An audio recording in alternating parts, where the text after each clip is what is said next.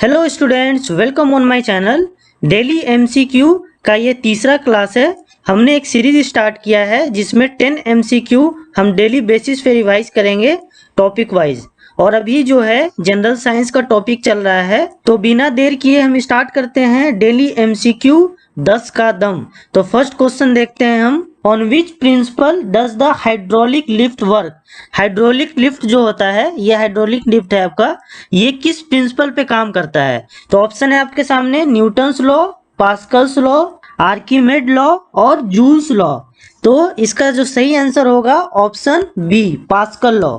जो hydraulic lift है ये पास्कल लॉ पे वर्क करता है। क्वेश्चन नंबर सेकंड देखते हैं हम, who among the following scientist discovered the law of flotation. Law of flotation मतलब तैरने का जो लॉ है वो कौन से साइंटिस्ट ने डिस्कवर किया था। तो ऑप्शन है आपके सामने न्यूटन, थॉमस एडिसन, आर्किमेडिस और जॉन डाल्टन। तो इसका सही आंसर है ऑप्शन सी, आर्किमेडिस। आर्किमेडिस जो थे उन्होंने जो है लॉ ऑफ फ्लोटेशन को डिस्कवर किया था। क्वेश्चन नंबर थर्ड देखते हैं हम, the principle involved in the absorption of water by the soil. जब हम सॉइल में मिट्टी में पानी डालते हैं तो उसको वो एब्जॉर्ब कर लेता है, तो ये जो है वो किस प्रिंसिपल पे होता है। तो ऑप्शन है आपके सामने condensation, capillary action, principle of absorption और सक्शन एक्शन। तो इसका सही आंसर होगा option B, capillary action. Capillary action से जो है सॉइल जो है वाटर को एब्जॉर्ब कर लेता है। और कैपिलरी एक्शन को हिंदी में क्या कहते हैं, केशिका क्रिया। क्वेश्चन नंबर 4 देखते हैं हम, when a body is immersed in a liquid the force acting on it is. जब एक बॉडी को लिक्विड में हम डुबोते हैं तो उस पर कौन सा फोर्स लगता है। तो ऑप्शन है आपके सामने अपथ्रस्ट, वेट, मास और बोथ ए एंड बी, मतलब अपथ्रस्ट और वेट दोनों। तो इसका सही आंसर होगा ऑप्शन ए, अपथ्रस्ट। अपथ्रस्ट जो है वो लगता है जब एक बॉडी को इमर्स्ड हम करते हैं लिक्विड में, और अपथ्रस्ट को हम बॉयंट फोर्स भी कहते हैं। तो ये जो है बॉडी पे लगता है जब वाटर में कोई भी बॉडी इमर्स होता है, और ऊपर से जो फोर्स लगता है उसे क्या कहते हैं हम, ग्रेविटी कहते हैं। तो अगर ये देखिए ग्रेविटी और अपथ्रस्ट दोनों क्या है, बैलेंस है, तो ये बॉडी जो है वो क्या हो रहा है, फ्लोट कर रहा है। ठीक, अगर अपथ्रस्ट जो है कम रहता तो ये क्या होता, ये नीचे डूब जाता। क्वेश्चन नंबर 5 देखते हैं हम, water drops do not stick on the oily surface due to. जो वाटर ड्रॉप्स है वो वाइली सरफेस पे स्टिक नहीं करते हैं, मतलब नहीं चिपकते हैं। इसका क्या कारण है। तो ऑप्शन है आपके सामने lack of adhesive force, surface tension, can not mix each other और water is lighter than oil. तो इसका सही आंसर है option A, lack of adhesive force. Adhesive force की कमी के कारण जो है वाटर ड्रॉप्स जो है वाइली सरफेस पे स्टिक नहीं होते हैं। क्वेश्चन नंबर 6 देखते हैं हम, kilowatt is the unit to measure. Kilowatt जो है वो एक यूनिट है, उससे क्या मेजर किया जाता है।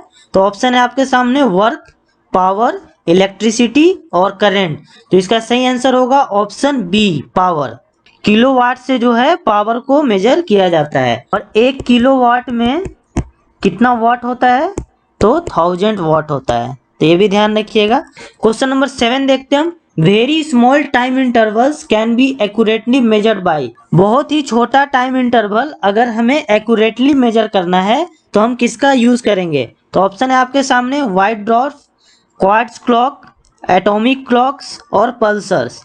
तो इसका सही आंसर होगा option C, atomic clock. Atomic clock से जो है बहुत ही स्मॉल टाइम इंटरवल हम एक्यूरेटली मेजर कर सकते हैं। क्वेश्चन नंबर 8 देखते हैं हम, on which of the following principle does a rocket work. एक रॉकेट जो है वो किस प्रिंसिपल पे काम करता है। तो ऑप्शन है आपके सामने conservation of momentum, conservation of inertia, conservation of mass और कंजर्वेशन ऑफ एनर्जी। तो इसका सही आंसर होगा conservation of momentum, option A. ये कंजर्वेशन ऑफ जो है लीनियर मोमेंटम पे काम करता है, और हिंदी में इसे कहते हैं संवेग संरक्षण सिद्धांत। तो जो एक रॉकेट है वो कंजर्वेशन ऑफ लीनियर मोमेंटम पे काम करता है। क्वेश्चन नंबर 9 देखते हैं हम, the sliding friction is than the static friction. Sliding friction जो है वो स्टैटिक फ्रिक्शन से क्या होता है।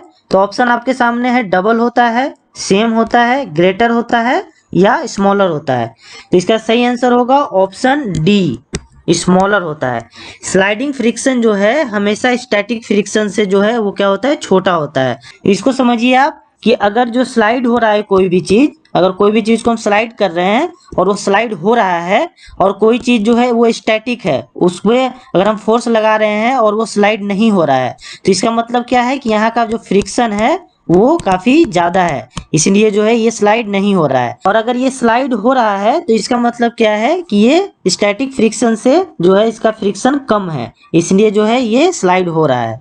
तो हमेशा जो है स्लाइडिंग फ्रिक्शन स्टैटिक फ्रिक्शन से क्या होता है, कम होता है। क्वेश्चन नंबर 10 देखते हैं हम। इन साइंस ए पुश और pull of an object is called. Science में किसी भी वस्तु को अगर हम ढकेलते हैं या उसे हम खींचते हैं तो उसे क्या कहा जाता है? तो ऑप्शन आपके सामने पिक, लिफ्ट, फोर्स और सट। तो इसका सही आंसर होगा ऑप्शन सी, फोर्स। साइंस में पुश और पुल को, साइंस में अगर किसी ऑब्जेक्ट को हम पुश या पुल करते हैं तो उसे हम क्या कहते हैं, फोर्स कहते हैं। और फोर्स इज इक्वल टू क्या होता है, मास इनटू एक्सीलरेशन। अच्छा, एक चीज मैं कवर करना भूल गया था, जो मोमेंटम था जिसपे क्या है और रॉकेट वर्क करता है, उसका क्या होता है फॉर्मूला, मास इनटू वेलोसिटी। तो ये दोनों फॉर्मूले को भी आप ध्यान रखिएगा, इससे भी क्वेश्चन पूछा जा सकता है। तो होप आपको सारे क्वेश्चंस क्लियर हो गए होंगे। सो मिलते हैं नेक्स्ट वीडियो में 10 नए MCQ के साथ। और अगर आपको ये सीरीज पसंद आ रही है तो please like, share and subscribe to my channel. Thank you.